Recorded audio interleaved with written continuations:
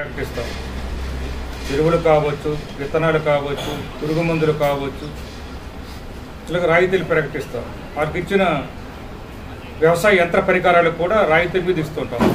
ట్రాక్టర్లు కావచ్చు, cutting machines కావచ్చు, ఇటువంటివన్నీ కూడా ఆ విధంగా చేసి ఏ ప్రభుత్వమైనా రైతు బాంధవుడిగా నిలబడే బాధ్యత ఆ ప్రభుత్వం మీద ఉంది.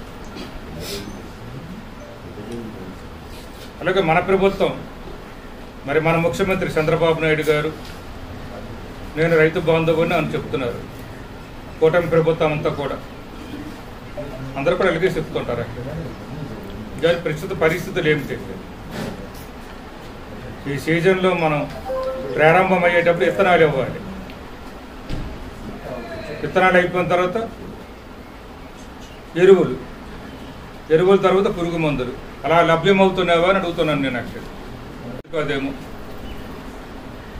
మీరు గత ప్రభుత్వంలో చూశారు, జగన్ ప్రభుత్వంలో ఎరువులు కావాలంటే రైతు భరోసా కేంద్రం ఉన్నది.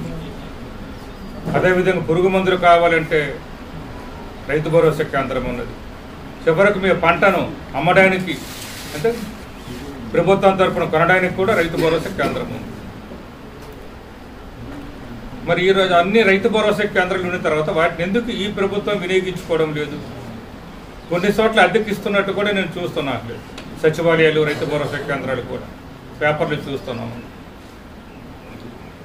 రైతు భరోసా కేంద్రాలు అనేది రైతుల కోసం పెట్టిన పెట్టండి. పంట వేస్తుండేటప్పుడు డిఏపి ఇస్తాం మనం.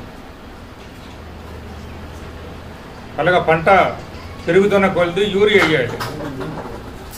యూరియా పంట పెరుగుతున్నప్పుడు పంటతో డిఏపితో కలిపి కొంతమంది వేస్తారు, పంట పెరుగుతున్నది కూడా వేస్తారు, పొట్ట నమురికి వస్తున్నప్పుడు వేస్తారు, పొట్ట దశలో కూడా వేస్తారు. 3 సార్లు కూడా రైతులు వేస్తుంటారు. అక్కడ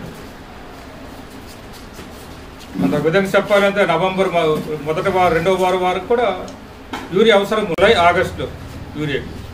కానీ ఈరోజు మనకి సెప్టెంబర్ వచ్చినా యూరియా దొరకడం లేదు. డిమాండ్ ఏంటి? యూరియా దొరకడం లేదు. పరిస్థితి ఈరోజు ఏర్పడింది. రైతులకు ఇవ్వడానికి కూడా పోలీసులు పెట్టాలా? రైతు అన్నం పెడితే కదా మనం తినేది. రైతు బాంధవుడికి కూడా రైతు బాంధవుడు అని చెప్పుకునే మనం రైతులకి ఎటువంటి కష్టాలు తీసుకొస్తామంటున్నాం. ఏ ఎరువులైనా ముందు మార్కెట్కు పంపిస్తుంటారు. మార్కెట్ ప్రభుత్వ సంస్థ.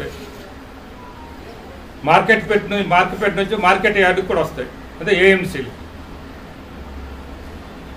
లేదా డైరెక్ట్గా మార్కెట్ నుంచి ఫ్యాక్స్కి సొసైటీలు అన్నమాట, ప్రాథమిక వ్యవసాయ కేంద్రాలకు వెళ్తుంటాయి.